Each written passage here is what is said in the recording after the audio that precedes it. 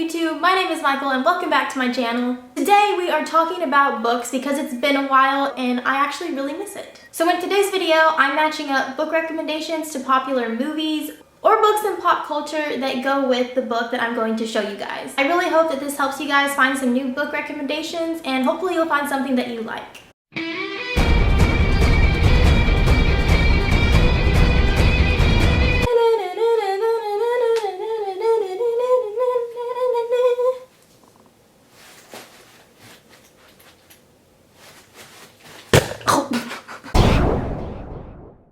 One of the most popular book series and movie franchise within the last few years has been The Hunger Games. And let's say you got on that train. You read those books, you went to every single movie premiere. Okay, so when I tried to upload this video before, it didn't work, so I'm having to go back and refilm it pretty much. As I was saying, if you really enjoyed The Hunger Games and you're looking for some other books to read, then I have some suggestions for you.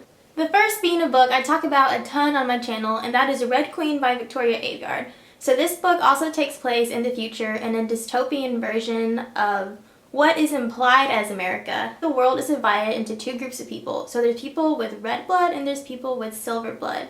And the people with silver blood basically have X-Men type of abilities. However, if you aren't a silver, you're basically treated as a slave. So the book is basically about the Reds rising up, and there's obviously a revolution. And probably my favorite dystopian book of all time is The Darkest Minds by Alexander Bracken. This is a trilogy. Now it is actually in production to be a movie. We have our cast and they're filming and everything, and I'm so excited to see how it's going to turn out. The plot of The Darkest Minds is basically there's this disease that has swept across America and it only affects children. Children who are affected by this disease basically have these like superpowers, I guess you could call them. Since people are afraid of them, they get put in these concentration camps. Our main character Ruby ends up escaping one of these camps and ends up finding a group of other kids who have also fled these camps and are basically just trying to survive. I literally couldn't put this series down when I was reading it. So if you're looking for a book to get you out of a book slump, then this is the series that you need to be reading. So if you are one of the many people who have suffered from post-Harry Potter obsession disorder, I don't really know what to call this. Basically, you are a Potterhead looking for the next series that is going to win over that hole in your heart. Granted, I have not finished the entire Harry Potter series, but I have heard that the most common cure for post-Harry Potter stress, obsession disorder, whatever you want to call it, I have heard that the most two common series people turn to are Throne of Glass by Sarah J. Maas and Shadowhunters by Cassandra Clare.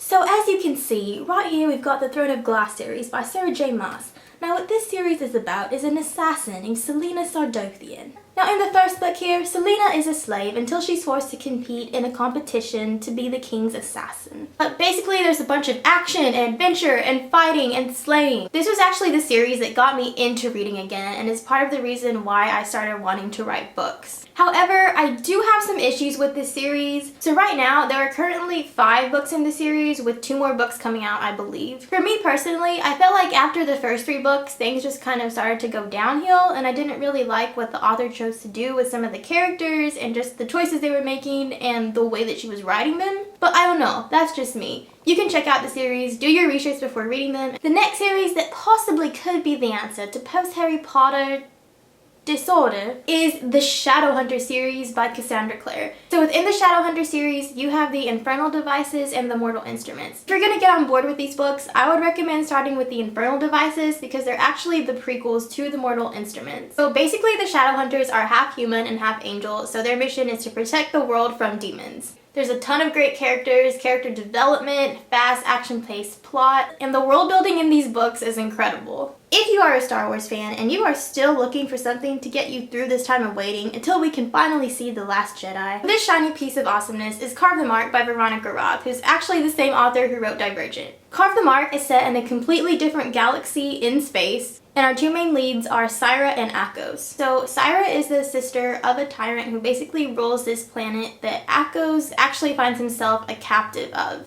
Akos is basically a slave for Cyrus' family, but the one thing that they have in common is that they have a very strong dislike for Cyrus' brother, and so do I for that matter. Craziness happens, and there's spaceships and battles and betrayal and romance, and if you love Star Wars, then I think this is the book for you. So like me, if you saw the movie Wonder Woman and you absolutely loved it, and you just need to know more about Diana and her backstory, you are going to be very excited about this book. The book that I am talking about is Warbringer by the amazing Leigh Bardugo. This book actually does not come out until August 29th. I definitely plan to read it because Leigh Bardugo is the author of the amazing Grisha trilogy, which is an awesome fantasy series. Wonder Woman and Leigh Bardugo together is just going to be epic, I feel like. Guns and ships and soda balanced ships. We can end this war in Yorktown, cut them off at sea. For this to succeed, there's someone else we need. Hamilton. If you hopped on that Hamilton bandwagon in 2016, but like myself, you are not quite lucky enough to go see the musical, but you still just need more Hamilton in your life.